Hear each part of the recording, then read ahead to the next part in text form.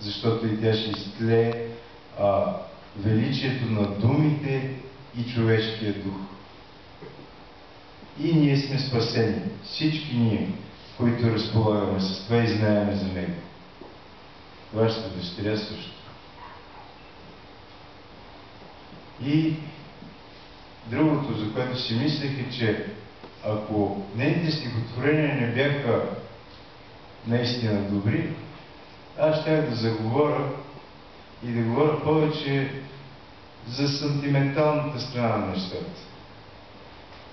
И ги четох внимателно. В края на краищата всяка поезия е добра. И всяка музика. Тя е правена за добро, от сърце и с любов. Не може да е лошо. Става въпрос, че някоя е по-майсторска, друга не е толкова. При нея обаче става въпрос за изкуство наистина. Сега ще говорим, ние така си мислихме с Андрей, да говорим за това какво е нейното поетично изкуство. И аз му казах, струва ми се, че в съвремието да създадеш нещо в класическа мерена реч и то да не звучи банално и наивно или остаряло, това е, може би, най-сложното нещо. И тя го е направила. Да успееш да избягаш от асоциациите, които веднага идват в главата на човек, когато чете строга мерена реч, с старата поезия, с тия неща, които са ни омръзнали ужасно. Четеме рими, римички и си казваме, о, това прилича на нещо от възрожденските или от нещата от първата половина на 20 век.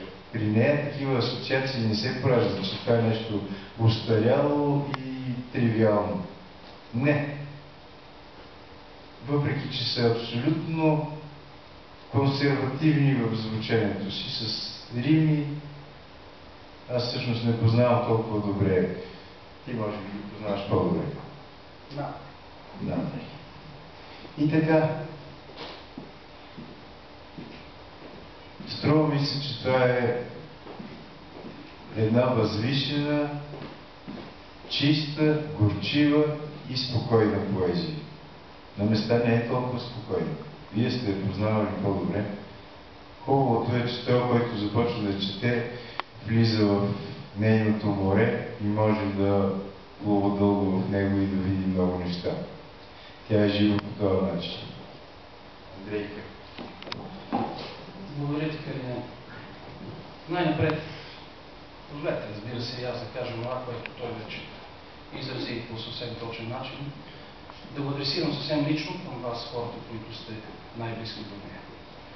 Но помниш ли, преди да дойдем тук, ние си казахме, че не тази сантименталност, както ти каза, Мило. Сякаш сме се опитали да бъдем хладни в преценката си, да се абстрахираме от това, че сме развълнувани от съдбата на едно твърде преживено от източно човешко същество и сме дошли тук именно заради поезията, както ти каза.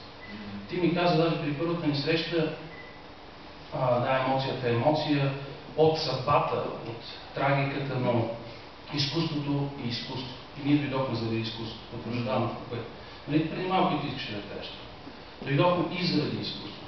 И повече заради това да остане заради изкуството. Но Калин го казах, но исках да кажа и още нещо. После ще си позволя да изрека няколко думи аз за това какви класически моменти могат да бъдат открити в тази поезия и какви референции към българския символизъм, да речем. Но мислех си следното. Тук, приятели, ще си позволя да те поправя само за едно в най-добрия смисъл на думата, защото ние сме приятели в дух с теб.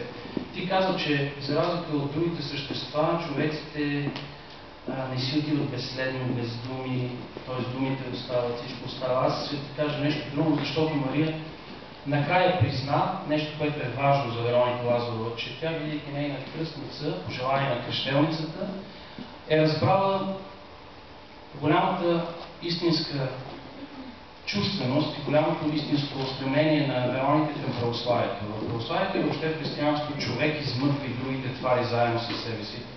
при спасението. Срещу се за това. Тоест и онези твари, които ще си отидат, ти казва дефинитивно, всъщност чрез Вероника и чрез всички нас, които търсим спасението от Господа, би трябвало да си отидат не дефинитивно.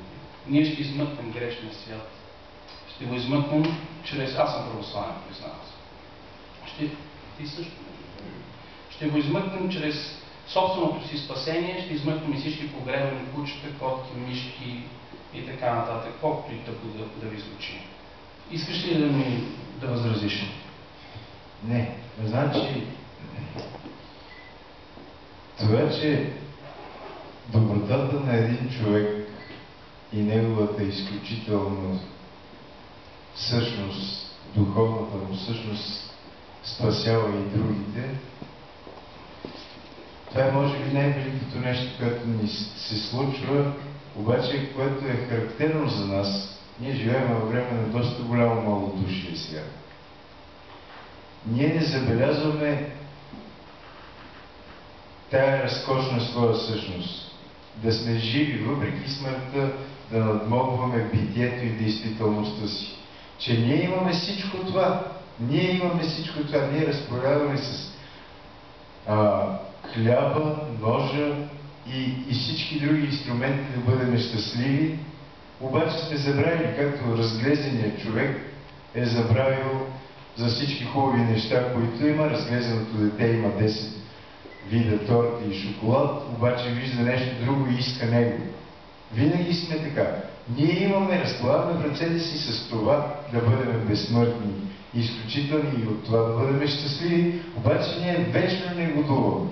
Непрекъснато сме недоволни от това, че и всъщност как сме недоволни? От това, че тленното и това, което не зависи от нас, ние не годуваме, че е тленно и че не можем да правим нищо.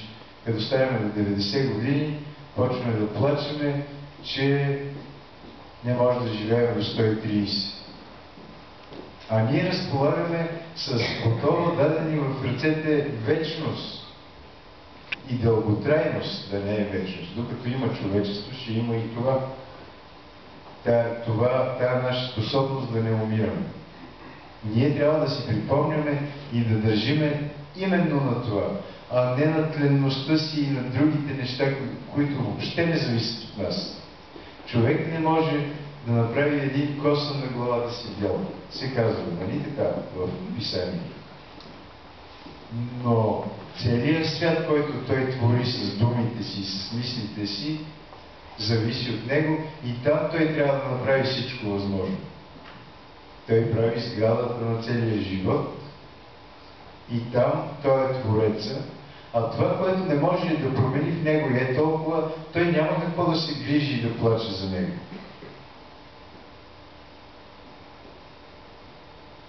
И така ще бъдем много по-спокойни и по-щастливи хора, ако се вторачиме само в това, което зависи от нас. А това е територията на нашия дух. Територията на нашето тяло е смесена територия. Може да правим йогийски упражнения и да ходим по лекари до безкрай, но накрая всичко е едно и също. Но там, където е нашата вечност, там ние можем да направим чудеса. И трябва да помним това и от това да сме щастливи. И така, аз сега може би трябва да изрецитирам, може би по-скоро аз искам да изрецитирам едно стихотворение, въпреки че не умея добре. И го правя като ритуал. Винаги съм правил това нещо като ритуал. Четенето от писатели, от поети не е нещо, което може да впечатли когато и да било. То е мистичен ритуал, с който се отдава почет на това свещено нещо, за което говорих до сега, на Словото. Нито знам точно какво ще прочета, нито това има някакво значение, защото аз няма да го прочета изключително. Аз се смалявам и заставам съвсем малък пред много по-голям от мен е храм на Словото, създадено от това прекрасно момиче. За жалост още те обичам. Обичам вкуса на сълзите ти, лети за друга. Обичам гласа ти, за друга запял. Обичам сърцето, което в услуга на друго сърце нечовечно си дал. Обичам ръцете ти, опнали плачещи струни. Обичам на устните нежната плът, но вече не вярвам да ме целуне лицето ти даже на сън някой път.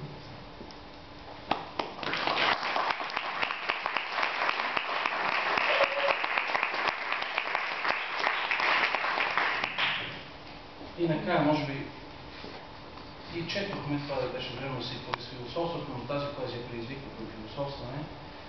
Ще кажа само това.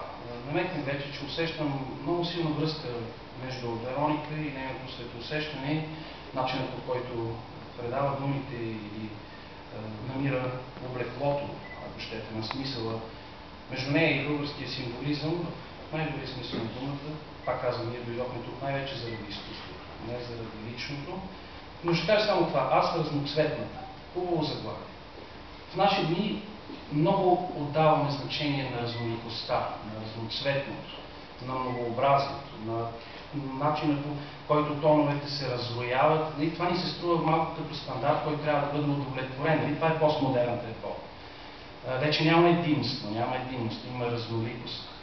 Има безкрайно размножаване. Да, има го примерно, но го има и другото, на което през цялото време, всъщност не изричайки в прав текст, опитахме да обърна внимание моята скромна милост и Калин Терзийски. Монотонността в най-добрия смисъл на влечението, непреодолимото влечение към абсолюта, към Бога и към любовта, разбрана като абсолютното безрезервно сливане с любимия. Благодаря ви много. Ако Калин иска да кажа.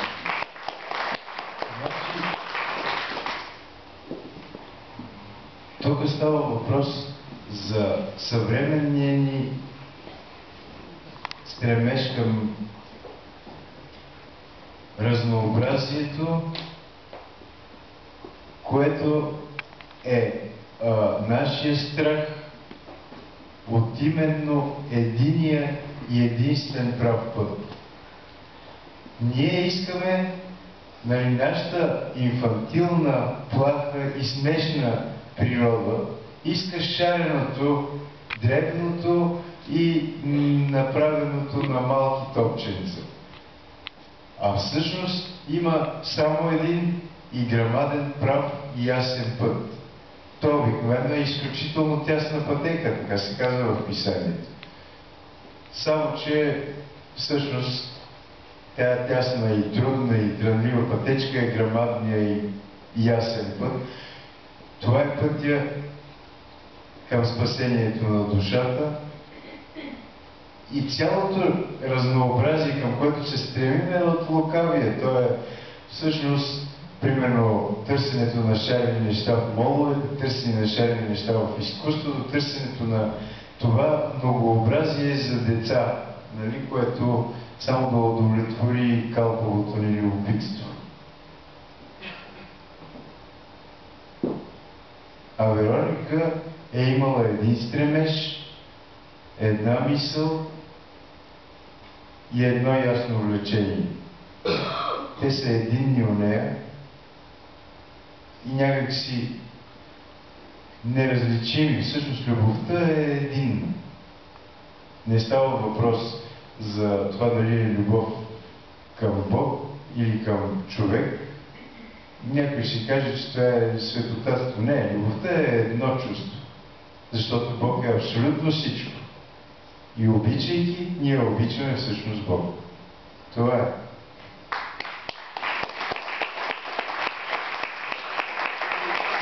Благодаря ви, че подавате микрофона и предоставя възможност да сложа точката. Тук сме заради Вероника Лазарова и заради самите себе си. Благодаря.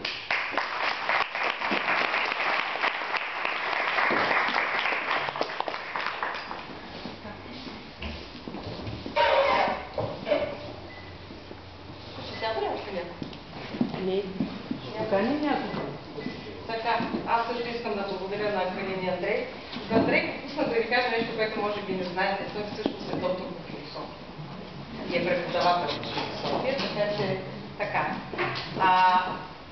Сега, тук един човек, който има опит в тази зала, каза, че микрофона не се дава в тази зала, той се взима.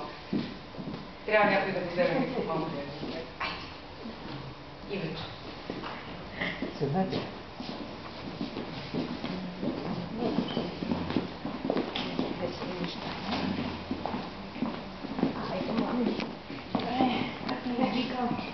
Ами, ще сядаш ли? не. Въпреки, че малко трудно да се говори за Вероника, винаги се чувствам длъжна да кажа нещо.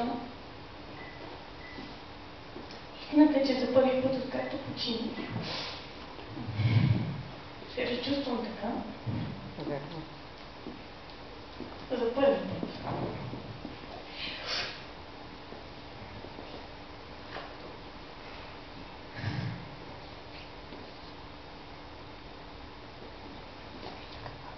С нея бяхме едновременно майки и дъщери една на друга. Дърпахме се от дупките, сваляхме се от небесата. Непрекъснато си помагахме една на друга, каквото ще да става. Независимо по какъв начин. И когато тя почина, понеже и мъжа ми е много близък приятел, той ми е на първо място близък приятел, му казах, не искам да се чувстваш пренебрегнат, обаче викам, знаеш, че една част от мене си отиде.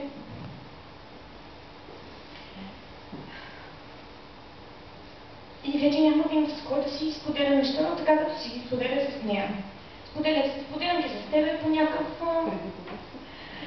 доста така... някакъв начин, който не ме разбираш.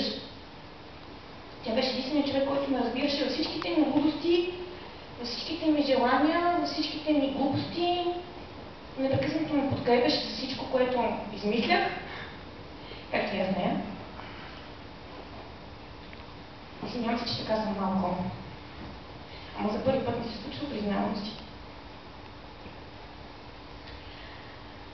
Искам да ви кажа, че Вероника не само ще остане в сърцето ми, не само ще остане в сърцата на всички, които сме тук в момента.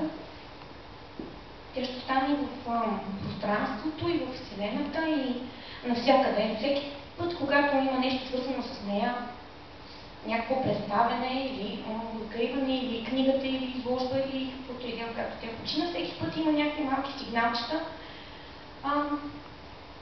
които ми казват, късено тя ми казва нещо на мене, преди да отида да ви говоря за нея. Когато излизах, мътъмът вече излизат, и поне съм си пуснала компютъра и върват някакви песни съответно, там новинапа и се включи песен, която много обичаше. Сега ми казва, хайде, нали, по пътен вятър, като отидеш там, пак да кажеш някоя глупост. Защото ако се ти отстрани и ще кажеш ти пак глупости говориш, сигурно съм просто и на погребението, и като бях, си представя как седи отстрани и си казвам, Боже, Боже, Боже, защо не си го направих така? И една пчела, Мухали беше пчела, се въртеше непрекъснато покрай мен и се удреше в мене. С мухата с теб, че ти беше до мене тогава, когато мухата се удреше. И аз махнах така, викам, Вероника, добре бе, ще свърши, още малко ще свърши. И от другата страна на хълма, на циганската махла, свиреше някакъв чучек. Викам, как мислиш ли пак? Пак каква ирония на съдбата. През последните няколко години с нея свършихме много неща. Наистина много неща свършихме заедно. Както виждате, тези винили тук отстрани, освен книгата, сайта upiaasiatica.com е благодарение на нея. Той трябваше да бъде начало на нещо, което трябва да се развие. Не знам как ще се справим с екипа, който остава без нея, защото мотивацията ни от всякъде изпадна. Още преди тя да си отиде. Това е въпрос. Ако не беше тя, това нямаше да се случи.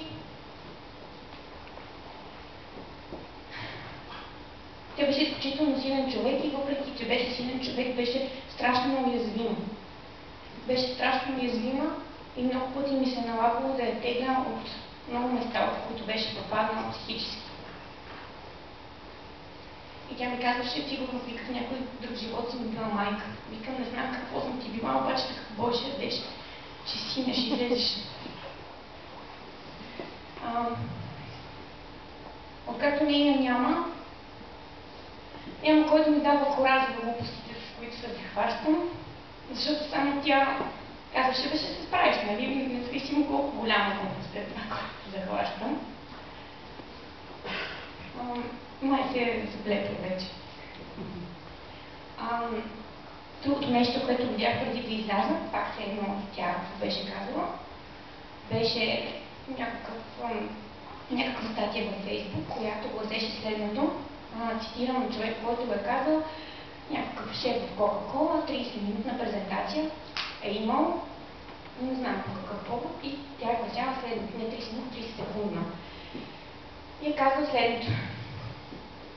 Животът е 5 топки, с които жонглираме през цялото време и се опитваме да ги държим във въздуха. 5 топки са здравето, семейството, приятелите, духът и работата. От тези 5 топки само работата е гумена топка, която когато падне, винаги може да се върне при нас. Другите 4 топки са стъклени. И когато паднат, безвъзвратно се загубват.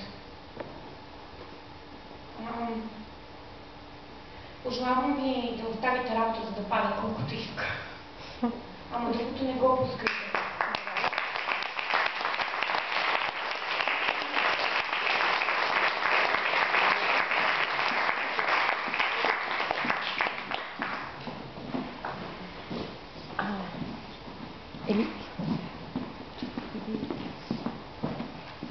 Добър вечер.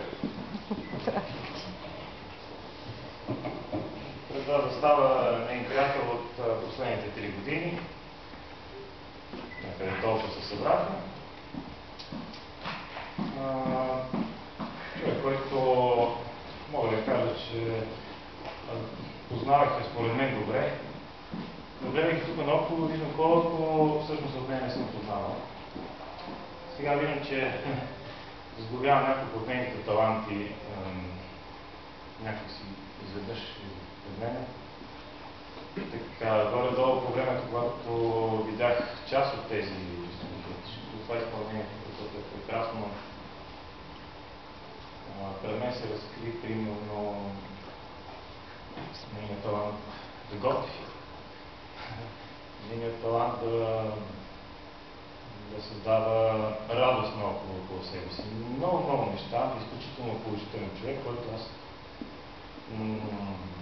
запознавайки се с него като че ли, открих и много от себе си, научих се да се радвам на много неща. Повече. Това нещо също не съм го познавал.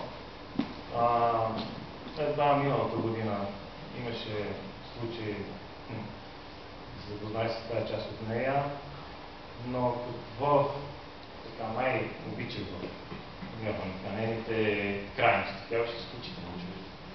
Много възвисена, много съпрошена, много радостна, много тъжна, много красива, много такава, да кажем, грозна не става, но да речем съпрошена от всякакви неща, които се случват в живота.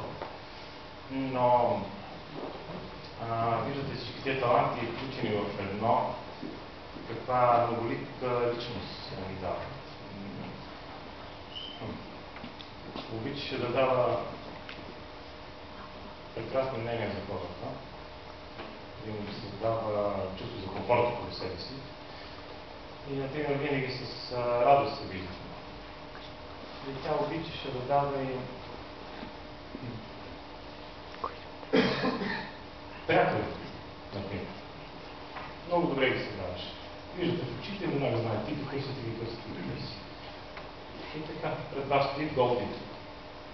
Защо е Голди? Дали заради златно сърце, дали заради така готовността да помага или нещо друго. Сега, имаше един огромен сарказъм в нея. както ще е Голди, ама не Голди, а не Гълди, така ще е Голдино. Сега, защо е Голдино? Голдино пак е във връзка с златото, с златните обувки и така Роналдино. Стояме в футбола, нейното невероятни спортни страсти, пак крайности. Нали, един ден може да видиш изключително радостна, другия ден, защото волейболният отбор вече се съсипал и са тотални кошмари, няма сенки вече, бирата е свършила, след това има някаква поезия в главата и така. Може да го бърка направо. Но в същото това време ти виждаш един огромен такъв талант пред себе си. Не, човек, който дължи от таланти и как те зарежда, като батерия. Постоянно батерия, от която можеш да си чакаш по нещо. Притежаваш изключително много мъдрост в себе си, която е изживяла изцяло в книга. Аз тази книга дори не знаех. Знаеш, че е писала някакви стихотворения, но тя споделяше много мънинко от тях. И това го знаех само от някакви чувства, да речем, към някого или нещо, което се преживила така. Обичаше да създава така рими. Защо намесих всичките тия таланти в едно? Сега ще ви кажа. То беше от един и същи ден. Гледам ги тия картини, там колко са хубави, що не направиш една изложба, дай ти помогнем по някакъв начин. Не, моля, ти си това изобщо не ме интересува, аз не съм привързан към това. Ето едно много хубаво качество. Да сме непривързани към това, което създаваме. Това е божествено качество. Ние не бива да се привързваме към нещата, които имаме. Като си къс обувката, хвърля по много или дрехите. Същото и това. И сега гледам, там има едни празни места, които може би най-големите шедьоври липсват, и не са тук. Предполагам, че е така. Тя каза, че е рисувала доста големи картини, хубави и просто ги подарява на приятелите си, без да има нужда от тях повече. Значи, изразява себе си по някакъв начин върху листа или върху